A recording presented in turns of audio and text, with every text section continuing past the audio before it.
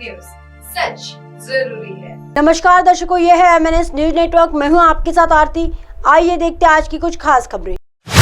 कई विदेशी पंछी आएंगे और पंख फड़फड़ाएंगे, जाने ज्योतिरादित्य सिंधिया ने किस पर कसा तंज। मध्य प्रदेश में इसी साल के आखिर में होने वाले विधानसभा चुनाव को लेकर सियासी गलियारों में सरगर्मी बढ़ गई है। इस चुनाव की तैयारी के लिए भारतीय जनता पार्टी के वरिष्ठ नेतृत्व ने ग्वालियर और चंबल संभाग की बागडोर केंद्रीय मंत्री ज्योतिरादित्य सिंधिया को सौंपी है। वही अब सिंधिया भी अपने विरोधियों पर हमलावर हो गए। जाट और सिंधिया घराने का खून का रिश्ता।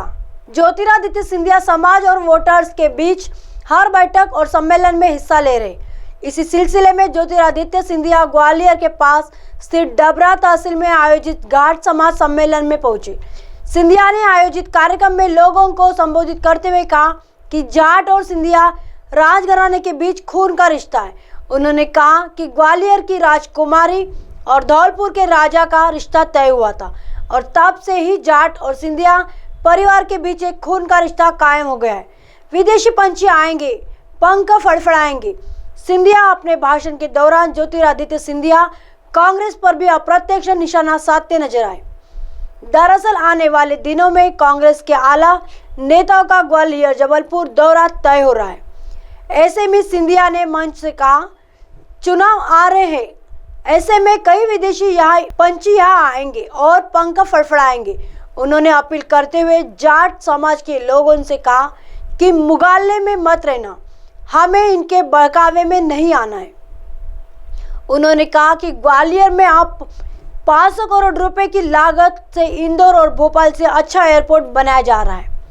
इसके अलावा डबरा में 100 बिस्तर का अस्पताल, पिछोर में महाविद्यालय और अन्य कई विकास कार्यों की सौगात के बारे में जाट सम्मेलन में सरकार की ओर से उपलब्धियां गिनाई। आइए देखते हैं अगली खबर की तरफ।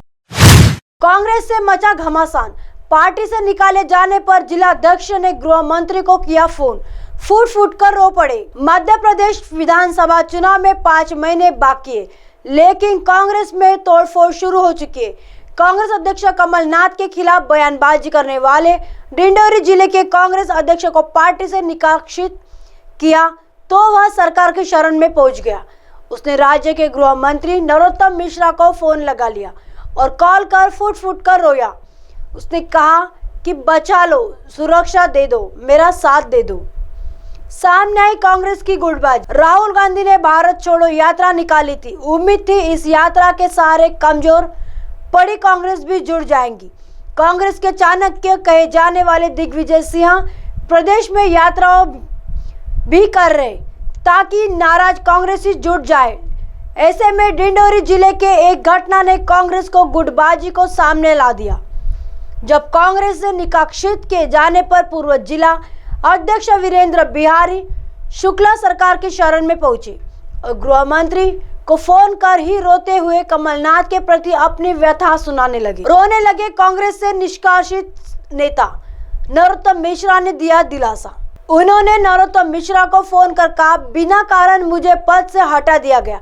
कमलनाथ जी को मुझे पद से हटाने का अधिकार नहीं है। कांग्रेस को प्राइवेट प्रॉपर्टी या कंपनी की तरह चलाया जा रहा है। अनगढ़ बयानबाजी का आरोप लगाकर मुझे पार्टी से निकाल दिया गया। सोशल मीडिया के माध्यम से मेरे आरोप लगाया कि अप्रैल और मई की माह में मुझे भोपाल से पुलिस ने पकड़ा था। इस बीच अपनी बात सुनाते सुनाते पूर्व कांग्रेस जिला अध्यक्ष रो पड़े। इस पर गृह मंत्री नरोत्तम मिश्रा ने उन्हें दिलासा दिया कि वे उनके साथ है, वे घबराए नहीं। खुद को हटाए जाने से नाराज पूर्व जिला अध्यक्ष महोदय ने डिंडोरी थाने में शिकायत भी दर्ज कराई है। सोशल मीडिया में छवि खराब कर चरित्र हनन की शिकायत का केस दर्ज करने की मांग की है। इतना ही नहीं, कमलनाथ को तानाशाह बताते हुए परिवार का भय बताया था। कर्नाटक की हार से निराश बीजेपी को इस फोन कॉल के जरिए एक बार फिर कांग्रेस की गुटबाजी को सामने लाने का मौका मिला। नरोत्तम मिश्रा ने कहा, आपका जिला अध्यक्ष था कमलनाथ जी, आपको तानाशाह कर दिया तो आप इतने बड़े डिटेक्टर हो गए कि चरित्र हत्या की कोशिश करने में लगे। आपका दोहरा रूप सामने आया। आपके कार्यकर्ताओं के सामने या तो जय जय कमलनाथ बोले और नहीं तो अनुशासनात्मक कार्रवाई कर आपका सोशल मीडिया सेल चरित्र हत्या करता है। ये है पूरा मामला। दरअसल कांग्रेस के खिलाफ और उनके बड़े नेताओं के खिलाफ बयानबाजी को लेकर कांग्रेस ने 26 मई को पत्र जारी करते हुए डिंडोरी कांग्रेस जिला अध्यक्ष वीरेंद्र बिहारी शुक्ला को हटा दिया था, जिसके बाद 27 मई को वीरेंद्र बिहारी शुक्ला के हटाए जाने के विरोध में डिंडोरी जिला पंचायत अध्यक्ष रुदेश परस्ते सहित 5 लोगों ने कांग्रेस पार्टी से इस्तीफा दे दिया। उन्होंने अपनी चिट्ठी में कमलनाथ को तानाशाह बताया था। वही 28 मई को कांग्रेस विधायक ओमकार सिंह मरकाम ने अपने ही साथी को भाजपा का एजेंट बता दिया था, जिसके बाद 29 मई को एक पोस्ट सोशल मीडिया में वायरल हुआ, जिसे कांग्रेस आईटी सेल नरसिंहपुर के कार्यकर्ता ने सोशल मीडिया में शेयर कर वीरेंद्र बिहारी शुक्ला के चरित्र के ऊपर आरोप लगाते हुए बीजेपी से मत लेने की बात कही थी। इस मामले में 29 मई को वीरेंद्र बिहारी शुक्ला ने कमलनाथ और कांग्रेस पर आरोप लगाते हुए उनके चरित्र हनन और मानसिक और शारीरिक परेशान करने की शिकायत करते हुए डिंडोरी कोतवाली थाना में लिखित शिकायत दर्ज कर कार्रवाई की मांग की थी। भले ही चुनाव में 5 महीने बाकी हो, सत्ता अभी कोसों दूर हो, लेकिन संभावित सत्ता का संघर्ष कांग्रेसियों में दिखाई देने लगा है। ऐसे में राहुल गांधी भी भारत जोड़ो यात्रा का असर कम से कम कांग्रेस और कांग्रेसी कार्यकर्ताओं के आपस में जोड़ने के स्तर पर तो नहीं दिखाई दे रहा है। आइए देखते हैं अगली खबर की तरफ। राष्ट्रपति शासन की भी मांग के बीच प्रेसिडेंट से मिलने पहुंचा कांग्रेस डेलीगेशन। अमित शाह इंफाल में। मणिपुर में पिछले कुछ दिनों से जातीय हिंसा में दर्जनों लोगों की मौत हो चुकी है।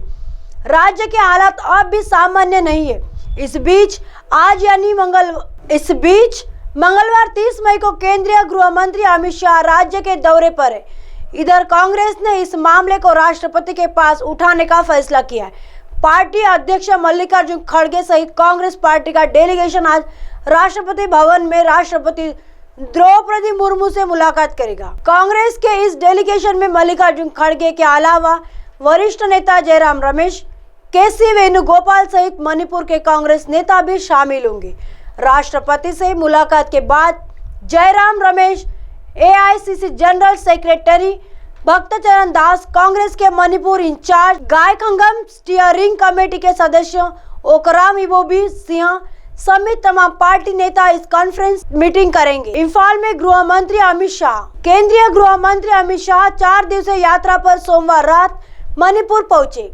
यहाँ वह जातीय हिंसा का समाधान निकालकर शांति बहाल करने के उद्देश्य से अधिकारियों के साथ बैठक करेंगे।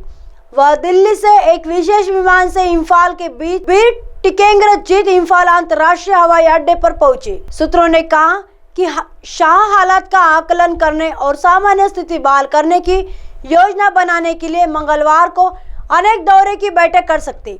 वह बुधवार को संवाददाता सम्मेलन को भी संबोधित कर सकते और राज्य में जारी हिंसा पर नियंत्रण के लिए कदमों की घोषणा कर सकते। सुरक्षा सूत्रों ने बताया कि वह गुरुवार सुबह इंफाल से लौट सकते। मणिपुर में जातीय हिंसा भड़कने के बाद से शाह की यह राज्य की पहली यात्रा है। मैतुई समुदाय की अनुसूचित जनजाति के दर्जे की मांग के विरोध में 3 मई को पर्वतीय जिलों में आदिवासी एकजुटता मोर्चा के आयोजन के बाद मणिपुर में जातीय झड़पों में 80 से अधिक लोगों की मौत हो गई। अब आप हमारे चैनल को आपके मोबाइल पर भी देख सकते हैं। मोबाइल ऐप पर देखने के लिए प्ले स्टोर से MNS news TV apps download करें। इंस्टा, लिंक, ट्विटर, हाईकुक, फेसबुक और कई सोशल मीडिया के प्लेटफॉर्म पर हमारा चैनल उपलब्ध है। आप इसे यूट्यूब पर भी देख सकते हैं। आप हमारे चैनल को लाइव भी देख सकते हैं www.mnsnewstv.com पर। फिलहाल वक्त चला दर्शकों ब्रेक का। ब्रेक से लौटने के बाद देखिएगा देश और दुनिया की तमाम खबरें। बने रहिए MNS न्यूज पर। नमस्कार।